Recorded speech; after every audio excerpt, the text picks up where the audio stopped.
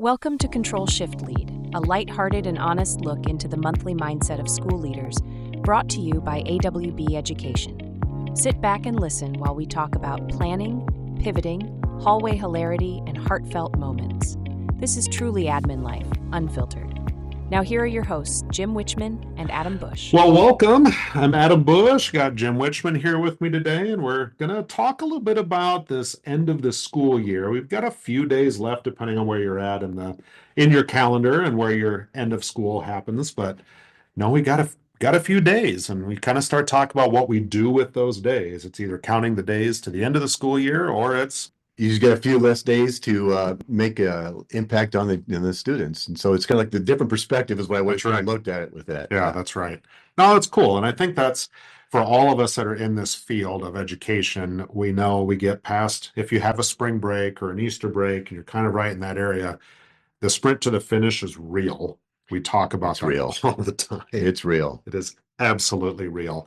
But there are some strategies for us to be able to to try to get to that point. And I think it always starts with kids. I mean, really what that experience for our kids is. I think of kids all the time. And you were telling me a story about, when we were talking about this before, you were telling me a story about kids that you've had at the end of the school year. Can you think of any of those off the top of your head that just resonate with you? Well, first of all, you know there's excitement going into the school year. We all know it. We see it. We always felt it. Yeah. And when we're leading up to it, we've got teachers that want to get just a little bit more knowledge into the students. We got students. The weather in Iowa really messes with us a little bit. It gives us beautiful sunshine, so we think we've made it. Then it snows or rains or something else afterwards where the temperature drops.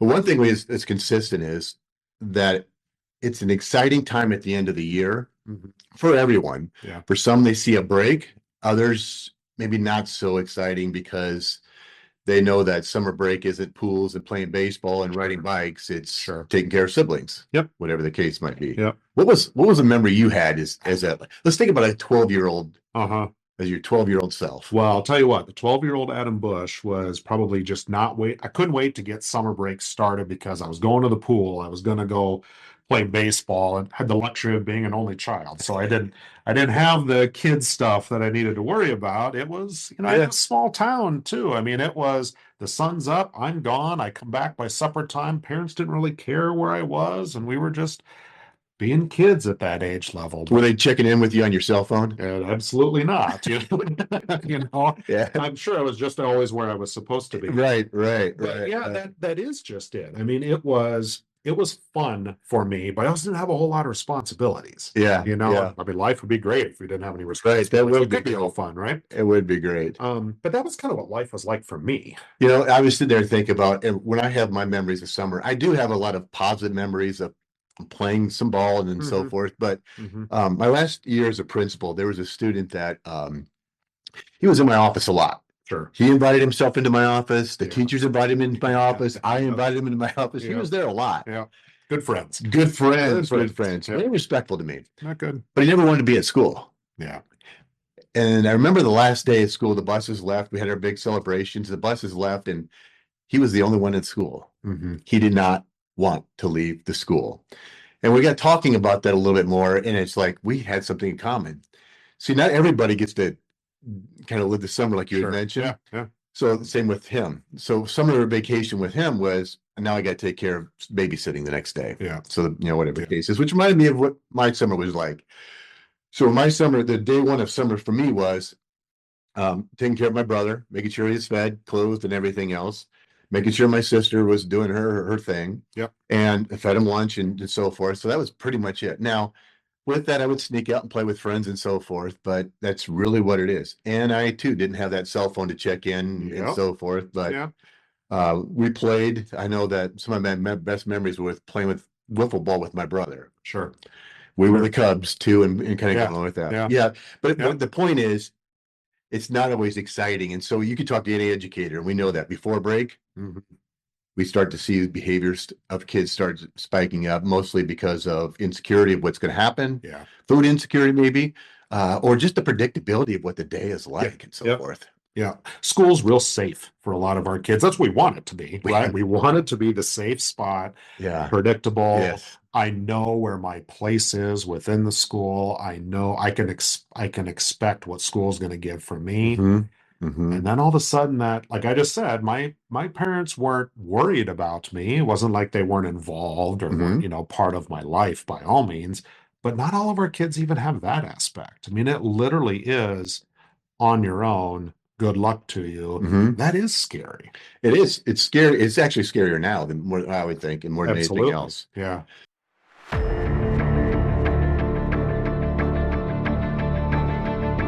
So we have to take, I know that the last month of school it's exciting. It's also a lot of work. I mean, we think about it, principals. True. What were you saying? Some of the things we have to do, evaluations. It's all, yeah. I mean, you've got to wrap up all your professional growth stuff. So you've got your evaluations that you probably, I know I always had, oh, I'm going to get these done by this. Come on, it never happens. It never happens. Life happens.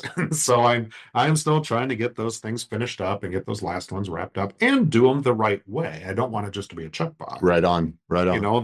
The person that I'm working with, I'm there to help them grow. And if I don't, I'm just cheating them if I don't do it the right way. Preach. So you've got that, and I'm sure you have people that are either retiring or leaving your school building or district, and it's time to honor them. It's time to give them some reward for all of that work that they've been doing.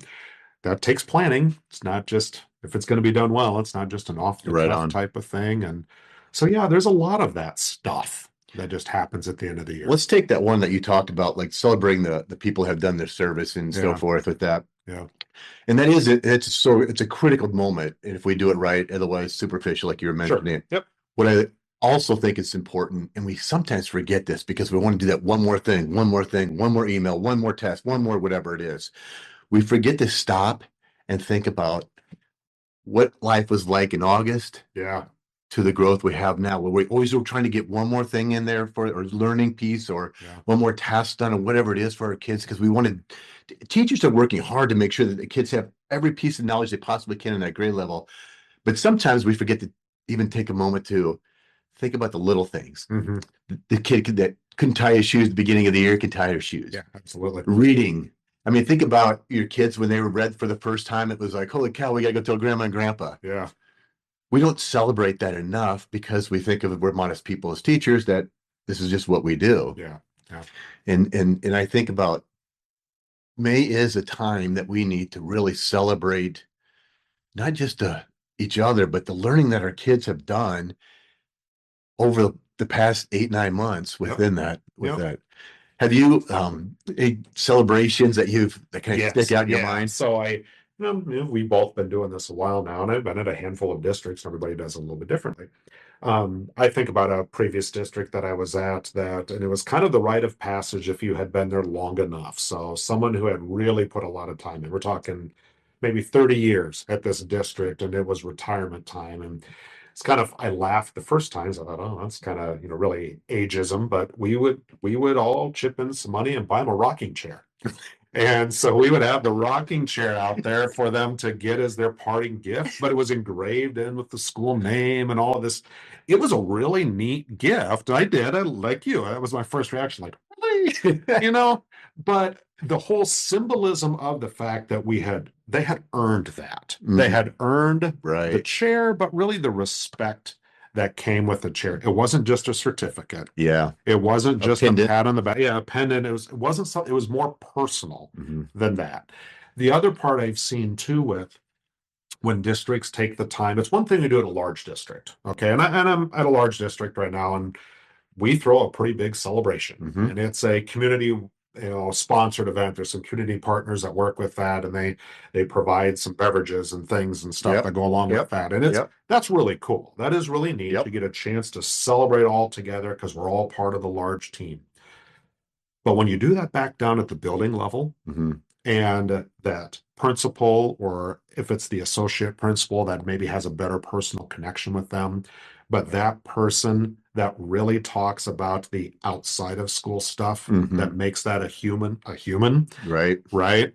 That means more. And that's the stuff you remember. I remember leaving a former district where, I feel like I'm a fairly tough guy, but I'm bawling my eyes out because I could tell the person that was talking about me in that moment meant it.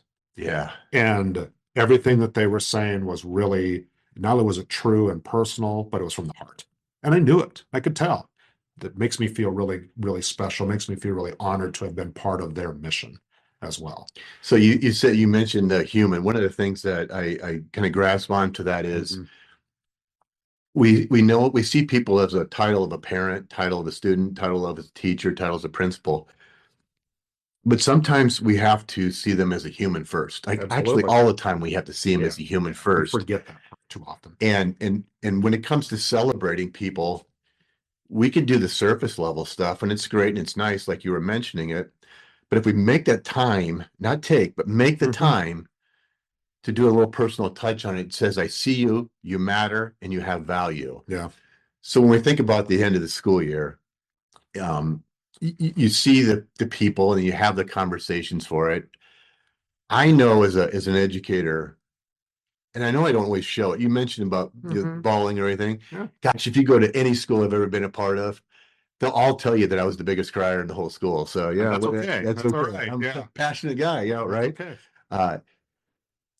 But when we stop and we sit down and we give people presents and we sit there and say, we did it and we did it together. I really appreciate what you did here and here. Or when a parent says to me, hey, Jim, when my kid was at the middle school and you were there and you did these little video things in COVID, I want you to know that that really helped our family because we saw you as a person. Yeah. Not just the principal. Not just to the principal saying, hey, we got this. Because a lot of times I'd say to them, we don't got this. Yeah. We don't have this at all. We are struggling. We're trying to navigate this together. And every time they come back to me, even when through show choir parents have been wonderful, they would make the time to it's a 30-second thing and it feels uncomfortable for me. But I can promise you when I'm walking away, the only thing I remember is that they made the time to share that with me. Sure. So those little notes, parents, that you might put out there or colleagues that you give to each other, it goes a long way. Huge. Long way. You were mentioning, so as you're talking, it made me think of something. So, and because you're super creative, Jim, you always have been. I mean, that's probably not even enough of a compliment to what you're really capable of. But we're talking about, like I was just mentioning, celebrating staff. Okay, but there's more to it than that. There is. And I know as you were talking about the videos, it brought up some memories of like, no, there's some other stuff there. So celebrating staff is one thing that's fine, but what about kids? How do we celebrate our students? Because at the end of the day, yeah, we're doing a lot of work, but they are too. What's some stuff that you've done that is worth sharing for that? So students are kind of like staff. They forget about the growth that they've had. Absolutely. And so what I've seen in classrooms is seeing the teacher taking pieces of writing that they had at the beginning of the year and what they did at the end of the year and have some celebrations like that. And it's really cool. So it's those little moments and kids are proud about seeing their growth. What we really want people to have when they leave the school is the same amount of excitement when they're coming in. They want to leave with energy. First day energy on the last day. First day is the last day. That's a great idea. So while I love to say these are my ideas, but I just need someone to put them into place. I can't even say they're my ideas. I can't even fib on that. Yeah, sure. I remember, I would say to assistant principal at the time, she is amazing. I would say, hey, we want to have something with the staff. I want to do something with the staff, get them together. And she'd put together something like Amazing Race, put them in the team, all these things. I mean, the teachers would get behind planning this. It was amazing. Yeah. But I got to tell you, go back to the students. And I don't know what it's called or how it's organized or anything. But as a principal, I sit back and I watch this. Is amazing. The assistant principal, Kathleen, we both know. She organized this rock star. Right? I mean, she's just amazing. Absolutely. She put together this configuration of things where she had some help with the teachers and so forth, but everybody had a homeroom. So kids would come in, they'd start off in their homeroom, they'd do some final celebrations within their group. So starting the small. Then we explained the rules to them, and it was kind of like a Survivor Amazing Race. I'm not really sure what you kind of put it into, but kids were excited all morning long. It was like half day. So they were going and they'd be, if they were in the hallway without their shirt or whatever the thing is. They Yeah. got to dock the point. We had parent volunteers. We had former employees coming back. Oh, Policemen cool. were in there supervising all this, and they saw the faces of kids smiling. Yeah. Then we would have lunch together as a grade level team, whatever the case Sure. is. Sure. And then we ended the day by signing yearbooks. Yeah. So think about that Yeah. last day of school. It wasn't doing one more test. Yeah. It was just cleaning out your locker. or wiping down the desk. Yeah. Heck, Yeah. we did that the day before because we didn't want them to bring anything. Uh-huh. And all they had to do was celebrate each other as humans. Uh-huh. In a time when we're like push, push, push, push, just putting the brakes on and saying, kids, look at us. We're social beings. Let's be social and Yeah. celebrate. Yeah. I mean, she put together some amazing things, and it just gave the kids the opportunity to be kids.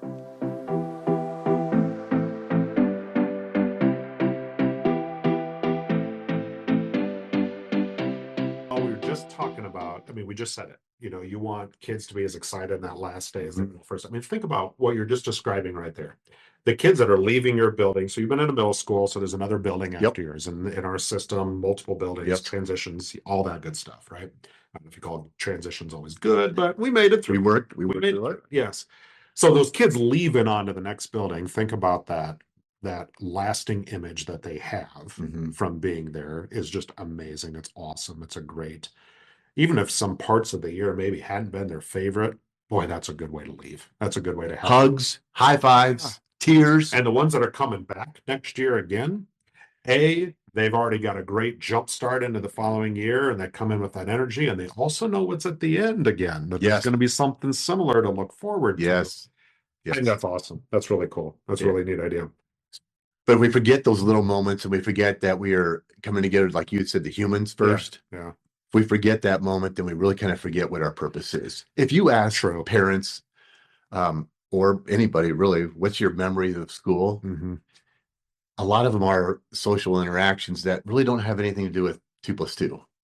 Yep. Or reading. Yeah. It's That'd be mine. I can social tell you that right now. My memories of school are not that great math lesson. Right. You know, it's the relationship piece. I remember that great math teacher. Exactly. It's the teacher that made a huge difference in me because they reached me. They were able to get to what I needed them to do for me. Right. And they were just that person. They were my person. Right. That's what I remember. And that's what your kids are going to remember as well. That's exactly right. They're going to remember that moment that we provided for them in that. Yeah. Yeah. That's cool. But there's a lot of things that go into the end of the school year too. We know that. So we've talked about celebrating the kids. Yeah. We talked about celebrating the staff. We can't do that enough. But it's also like, what is it that goes through the mind of a principal that last day of school? What were some of the things? Is it when you were an assistant principal and you had all those little details, because you weren't operating in just that current month for May, you were operating. Tell me more about that. Well, I mean, you're talking, let's think about scheduling, which we've already been doing forever, right? But it's still not done because you still got those last little pieces that you've got to put together. And if I'm at an elementary school right now, we've got that dreaded class list reveal day that's coming at some point in time, right? And that it's not just as simply as dividing up 25 kids here, 25. There's purpose, right? All of that, right? Secondary level, we're still doing that. And I've got kids maybe that just finally went on a college visit, and now they're coming back saying, you know what, I've changed my mind. Now I want to do this. So these elective courses mean a big difference to me. Or I may have had one of my teachers that is really, really good at something, found a different job someplace else, and now we're going to replace. So there's always that scheduling piece that just never ends, but also the planning of like, okay, how are we going to address it? I'm going to lose my counselors most likely. They're not always 12-month employees in most districts.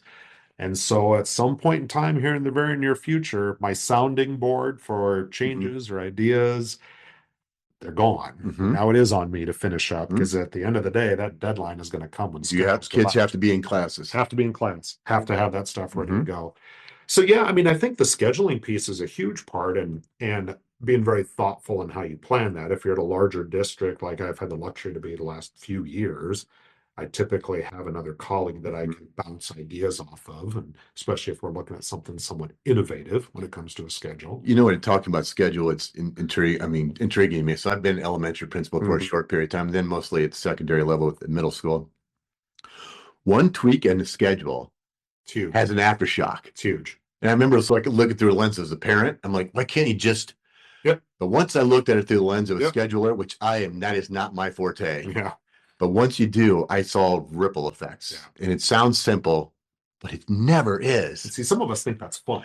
Yeah, no. It's fun to see what the ripple effect does, and does that all, as long as you're okay with like, yeah, that was a bad idea. Let's pull that back, let's start over again. If you have that skill set. Yeah, that's kind of true. But it is, and it's something that, whether we like it or not, it is part of the way schools operate.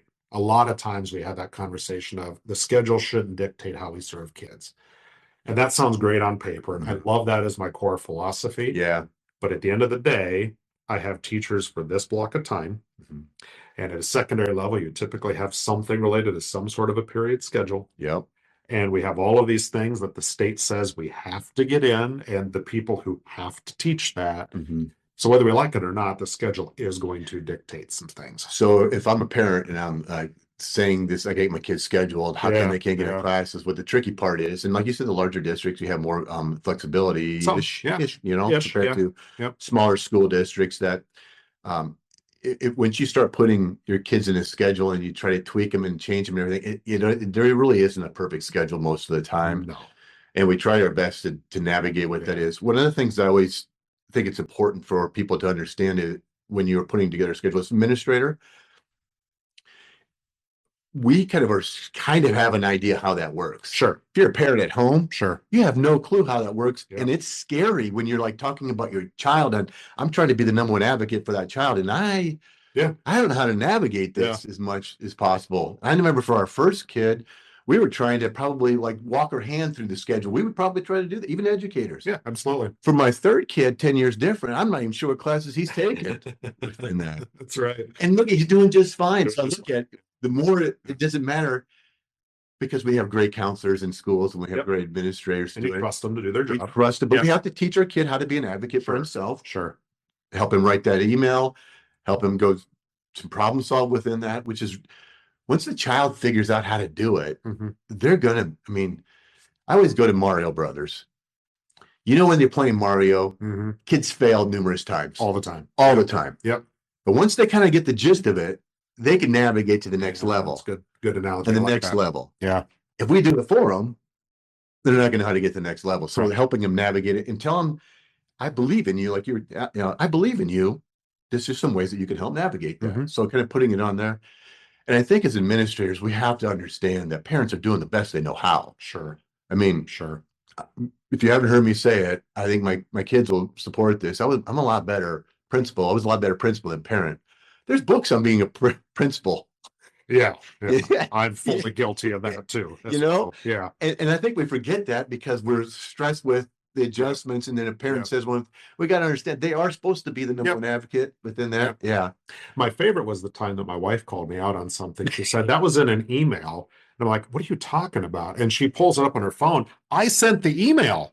And I didn't know what was really necessarily from a parent lens. I knew it from a principal lens. Oh, really? You sent the email? I sent the email. And she sent it with your name on it? No, it was my email. That's the sad part. It was my email and my piece, but I was thinking of it totally from the administrator lens. Yes.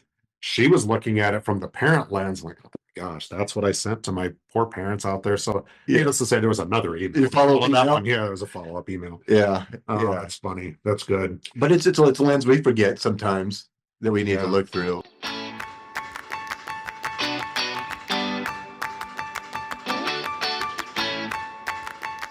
So we talked about scheduling. We did. We talk about actually the setting up the structure of the schedule. We talk about getting the students in there. I really think it's beneficial when the counselors put out, here's my email. If you fill like a Google form, if you have any sway, that again, it gives you a chance as the scheduler to jump in there if you have time. Or when they come back and start working, they can just get after it and dig in and go. Yeah, I do like the form piece because I did this for a lot of years. I don't as much anymore. I do for a group that I work with now, very small group. So it's not really as big of a deal. But there are times where you would, if you wait until to the end, you hope you got it pretty darn right. Right. Okay.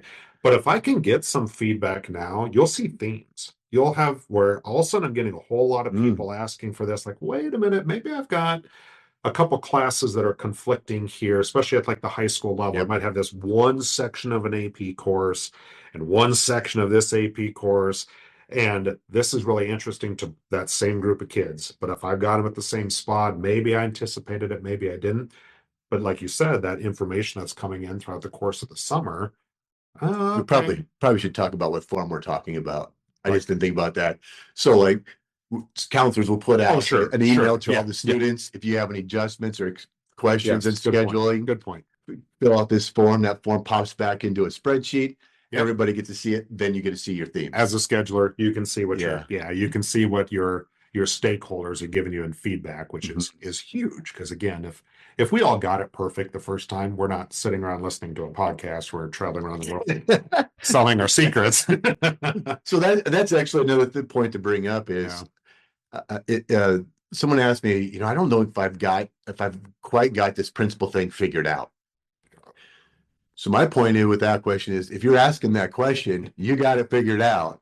Yeah. Because like you said, we are all humans trying to navigate it. So we are susceptible to mistakes, but we're going to find them. We're going to resolve it. We're going to do the best we can. And as administrators, I think that the best thing we can do is be honest with ourselves, be honest with our colleagues, and be honest with our parents. Hey, we see the problem. We got to navigate it. We're not completely sure yet how to do that, but trust me, we're going to work on that. And I think people, like I do some basketball refereeing, and one of the things I learned from a veteran official years ago was said, if you miss a call, just admit it. And I tell you what, coach was like, you blew it. Yeah, I blew that call. Oh, okay. Like then you remember that it's a human at that point. And sometimes as an administrator, there's times where like, yeah, you know what, I could have done differently. We should probably have a podcast talked about administrator mistakes. I mean, I'm just sitting there thinking about one that I was about 30 minutes of groveling to a parent, and all it was some sorry. And at the end of the conversation, she said thank you, and then we were done. Yeah. But it was a bad mistake. It was a silly mistake. Anyway, that's probably another podcast, another day. That's true. That's true. So one of the other things I was thinking as we were talking about, we're in the month of May. Okay. And again, the end of the school year is rapidly approaching. This is also the time though where I know on my checklist of May things to do, I'm already starting to think about summer, really into the planning piece, because that is that moment where people are away from the building. You know, I always say the joke, like if it wasn't for parents and teachers and kids, this job would be great. Yeah. Right? Be really easy. That's be really boring too. Be really boring. That's true. Probably wouldn't get a paycheck for that one, I'm guessing, but you know, but that summer moment of time that we have is where we have that ability to reset focus, reset mission, vision, all of those things, what we want to try to accomplish. Think back to your days when you were doing that. And yes, we have all of this other stuff we were just talking about. How do you start planning for what summer is going? Because you're going to have very limited time with the people you need to have there, whether it's a leadership team or whoever that's going to be. So you got to get it right. You got to get it right. You got to get it right. Early in my career, I would say, oh, I don't have to do that till May. Yeah. Right? Yeah. People are already planning and so forth. So to be honest with you, I surround myself with great people who help me keep that structure in place. I had a counselor that taught me some strategy, a lot of strategies, kind of see that. And that's one thing I would point out is principals don't always have it figured out. The best thing I did was make it look like the best thing I did was hire great people, and I had great people around me along the way. So setting up the time and the structure with that, but that planning for that summer retreat with your building leadership team or whatever the case might be, that probably is starting in January. And we're putting the ideally it should. So we have some kind of vibes so that when everybody leaves in May, whether it be the leadership team or even the teachers coming back, they know what August is. It's not coming back in August thinking, wonder what book Jim read this summer so that we're going to do. It is business as normal, no surprises. So with the building leadership team, it is how do we maximize our time so that when teachers come back, it's business as normal. Yeah, pick up where we left off. Pick up where we left off and the growth. And we always had the something in a standards mindset. And standards in mindset isn't necessarily what is the academics and so forth. The standards is what we want to have happen. Whether it be what we want the students to learn, how the students to behave. How are we going to measure that? What does it look like? And then what are we going to do? You know, divorce 4 questions really is what it is. So that's kind of where our operating focus is there. And so the behavior is we want every student to come to school and have at least one adult at that school that they trust. Through their words, not our words. You know what I mean? We can't force that. And so that's really what it is. So putting into that, we kind of talk about what our focus is, we set a date, and we kind of map it out. So I used a couple of support staff from the building leadership team, whether it be instructional coaches, some of the teachers that volunteered, and we kind of plan it out. What's going to be more meaningful and manageable. I've had days where it's been me planning it all out, and it was just like, yeah. And I've had days where everybody plans it out. It's been pretty dang good. Yeah, sure. With that, the conversations. How about you? Well, you bring up a good point. If we're waiting until now, we've waited too long. That's very true. And if I have, okay, I can still get caught up. I can still put some meaning to that. I think an area that maybe some of us might get caught up in is that we're just so worried about the end of the year. Like, I'm just going to do that first. Just let me focus on that first. I'd love to say we have the luxury to be able to do that, but that's just not true. It's just not true. I mean, a good part of this week for me and my current daily gig is way ahead to next year, maybe even to a year past that, trying to set that foundation. And I'm now in a district office role, so that's really my role, is that overarching piece and that overarching theme. But even in the building role for the building piece that I do lead, we're trying to wrap up, but we're already all thinking about what next year could be, because we've learned a lot from this year. We've learned the pieces that we want to try to tweak and we want to try to get better. We don't necessarily want to have to wait. So if we can pilot a little bit of that right now, so if we can figure out if that's going to be where we truly want to go.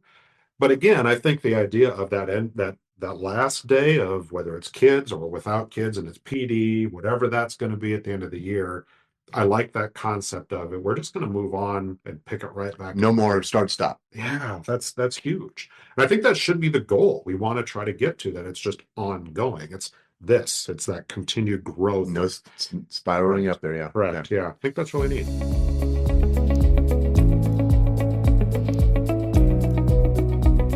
So when we think about the last days of school, I think back to what's been the coolest moments for me on all the last days. And there's been two, I think, that would stand out the most. Okay. On the second to last day of school, kids come down this main hallway of the last school I was at. And I would stand there. And I would probably get, no joke, 900 high fives, handshakes, hugs, or fist bumps.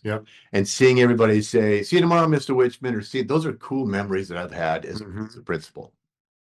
Second is signing yearbooks. And I try to personalize every one of them, and I feel honored that they're there. And then you see the people that don't always have a yearbook. So we make sure they have a yearbook. That's good. Yeah. So if I was a parent, I would say, well, we do. Maybe I buy 2 yearbooks to make sure that one person gets a yearbook. Sure, absolutely. Because I want everybody to walk away, like you had said, walk away from that day so thankful that they got to be a part of the school where I was a principal. And I think those are just precious memories that'll never leave my brain because of how gratifying it was, because you could see in their voice, you could hear in their voices, see in their faces. Yeah, it meant something. It meant something. Absolutely. Yeah. How about you? Well, the one that, as you were talking about that, it's not anything that, I mean, this is a real subtle one, but it has always stuck with me.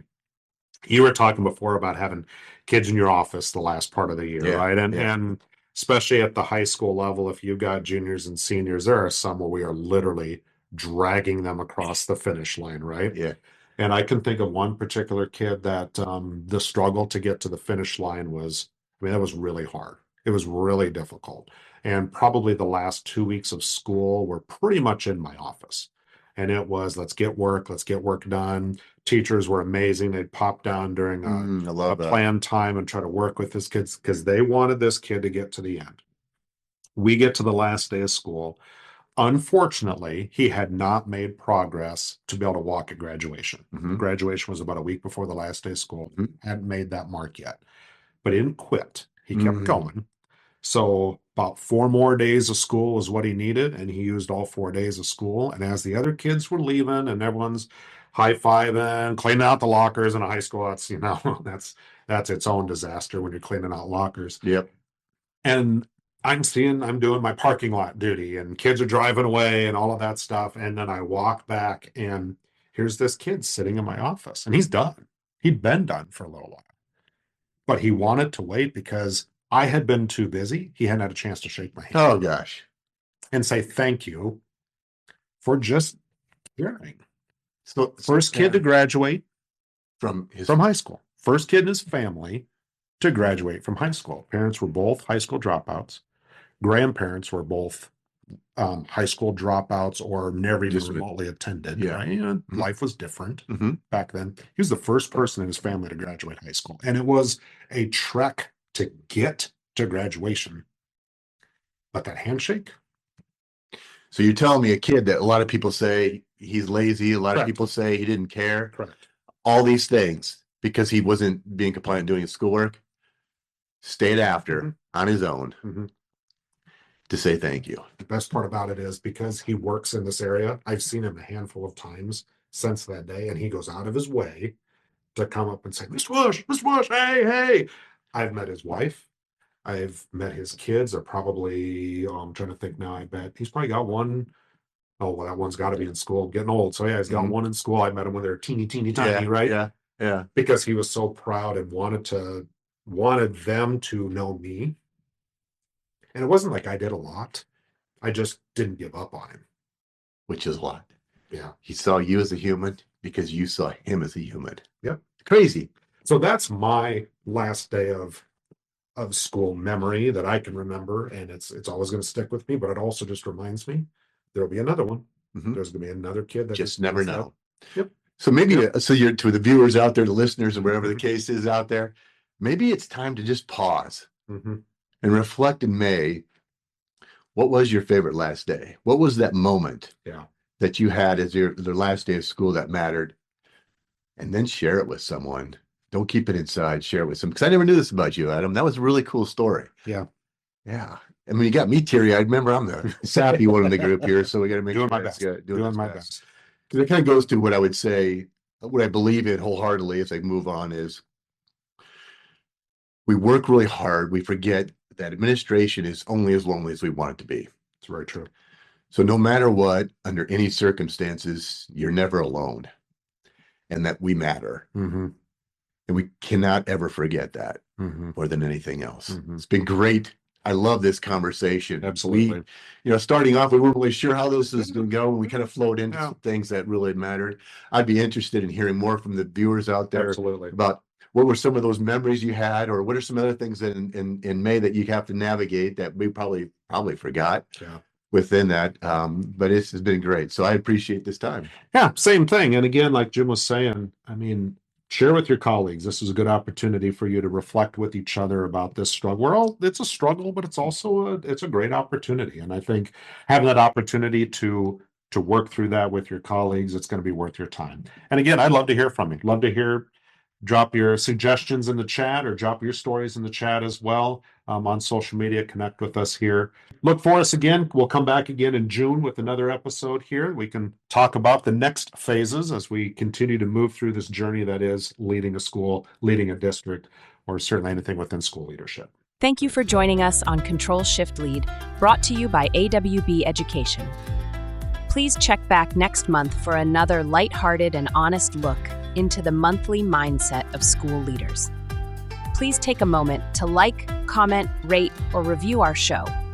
We would love to hear the feedback and your stories of school leadership. If you want to find out more about Jim and Adam's work, please check out the links in the show notes to get connected. Otherwise, thank you for doing the work that only a few are strong enough to do. We will talk with you again next time.